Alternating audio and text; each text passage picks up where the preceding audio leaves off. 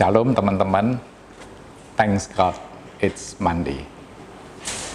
Setelah menikmati kemarin weekend, libur, lepas dari segala tekanan pekerjaan dan tugas-tugas yang lain, maka hari ini kita harus kembali start, memulai minggu yang baru.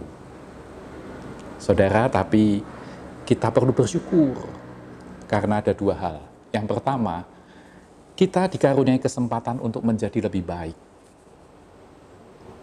di minggu ini. Dan yang kedua, kita masih dibekali dengan firman dan penyertaan Tuhan. Gitu ya. Ya. Minggu ini sesuai dengan tema Induk GBI, itu adalah pembawa damai dan harapan.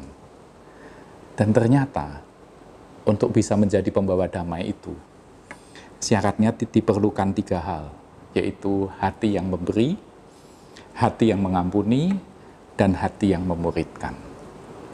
Nah, pada kesempatan ini saya ingin menambahkan satu lagi renungan tentang hati ini. Amsal 4 ayat 23. Jagalah hatimu dengan segala kewaspadaan, karena dari situlah terpancar kehidupan. Hati ini perlu dijaga. Salomo, penulis daripada Amsal ini, dikaruniai hikmat daripada Tuhan karena dia meminta hikmat itu.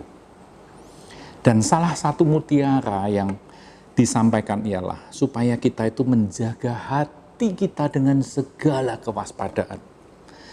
Harus sangat sungguh-sungguh, tidak boleh lengah supaya tidak terkontaminasi.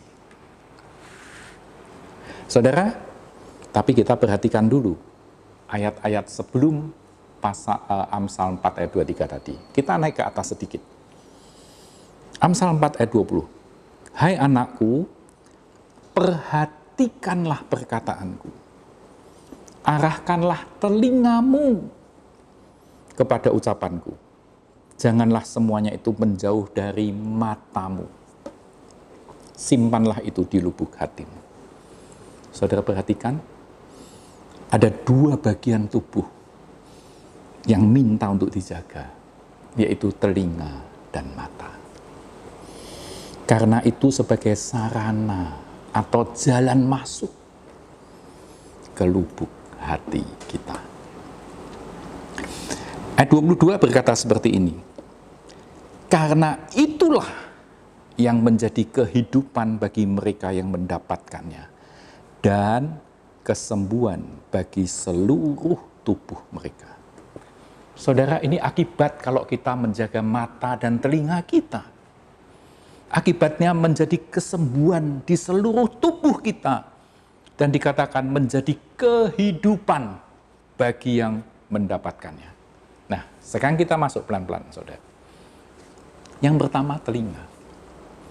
Saudara, banyak sekali orang yang melalui telinganya ini masuk informasi-informasi.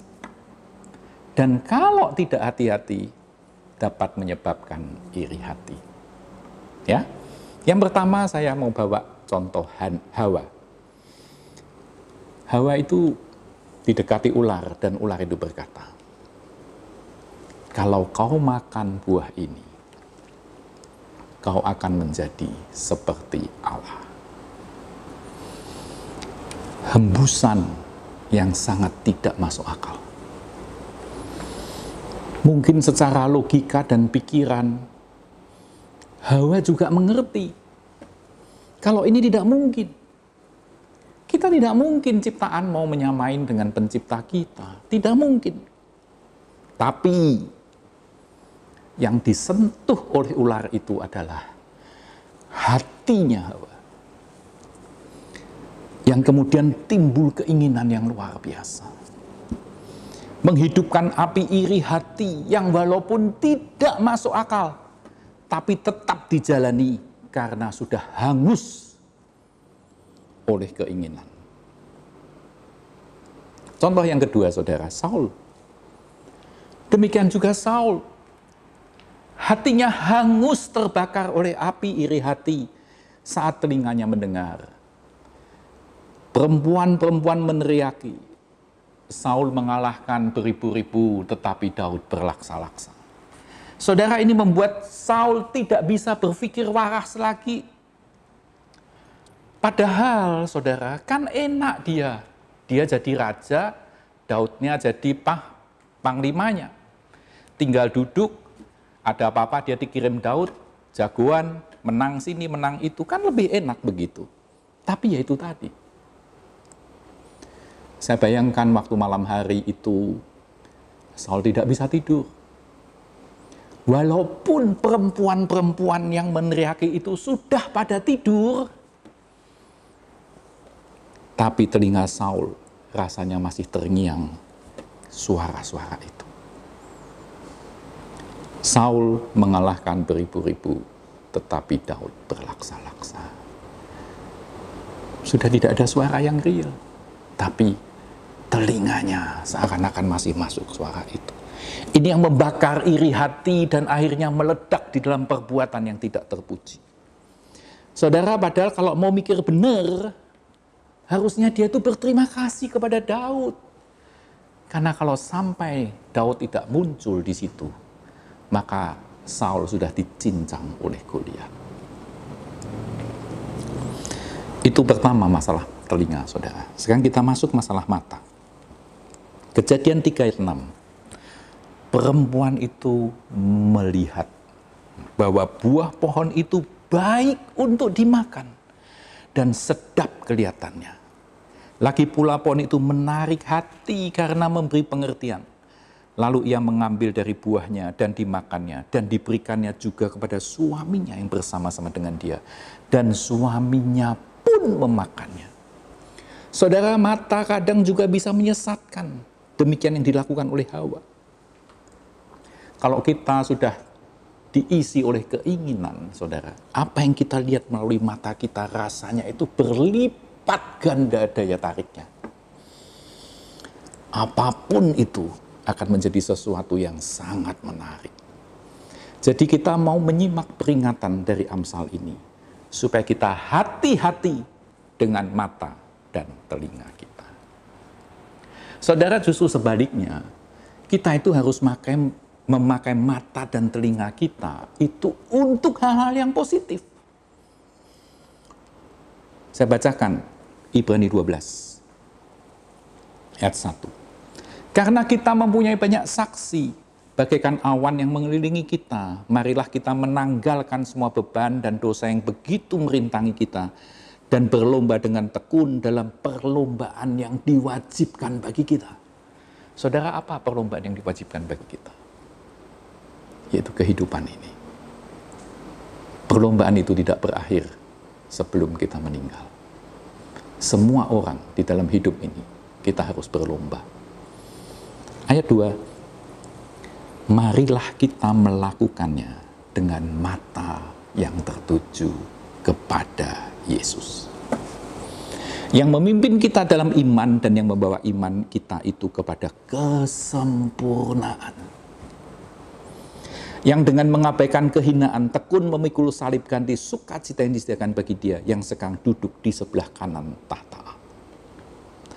Mata yang tertuju kepada Yesus itu yang diwajibkan kita di dalam kehidupan ini, saudara.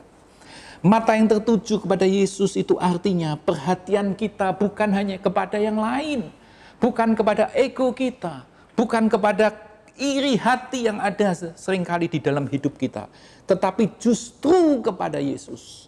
Mata kita harus tertuju kepada Yesus, juga berarti kita selalu harus ingat dan melibatkan Tuhan. Dan juga mata yang tertuju kepada Yesus berarti kita harus meneladani Yesus.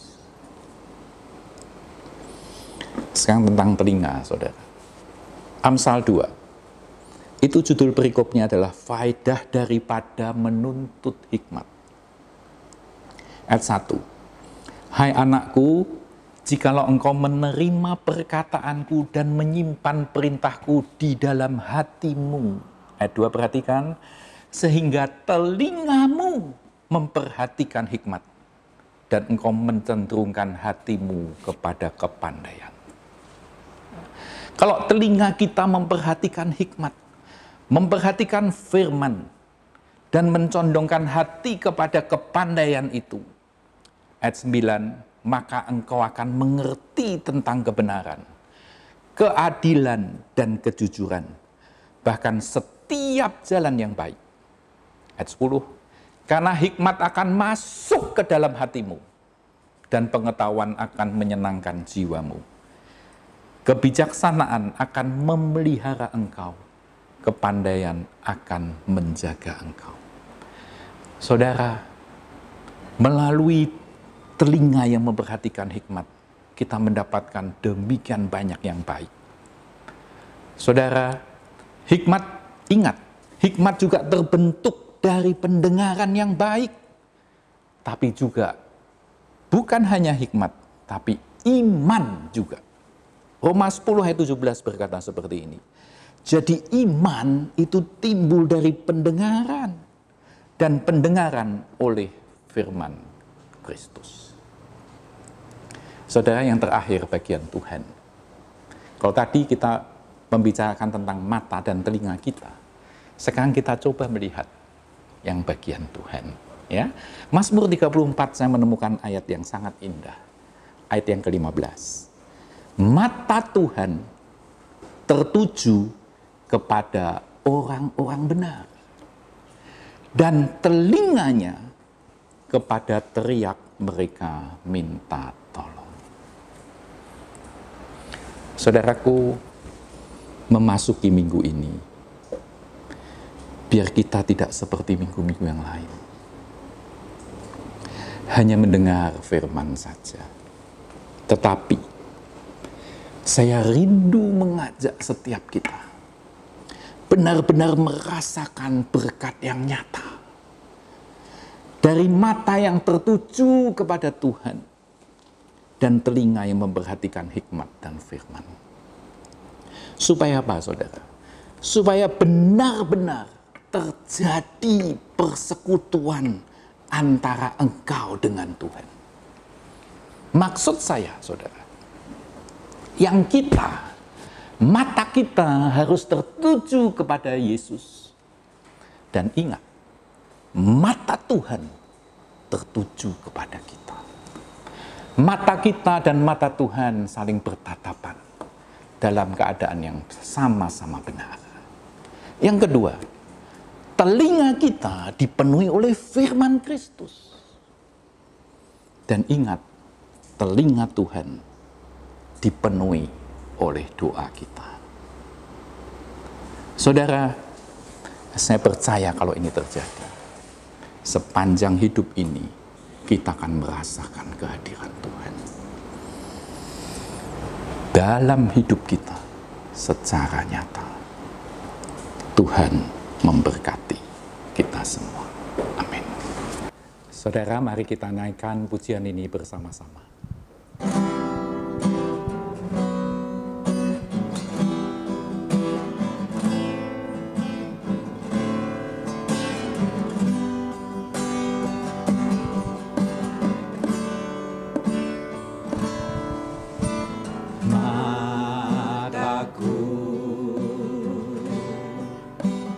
Tertuju padamu, segenap hidupku ku serahkan padamu. Bimbing aku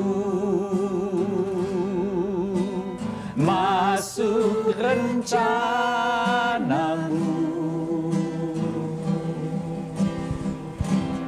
untuk membesarkan kerajaanmu.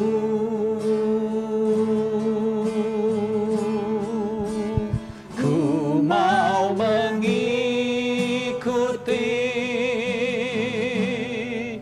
kehendak-Mu ya Bapa. Ku mau selalu menyenangkan hatimu. Ku mau selalu menyenangkan hatimu. Ku mau selalu menyenangkan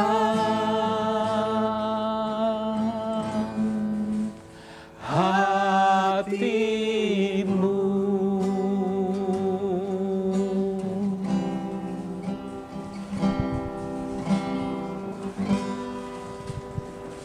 Teman-teman, mari kita bersatu dalam doa.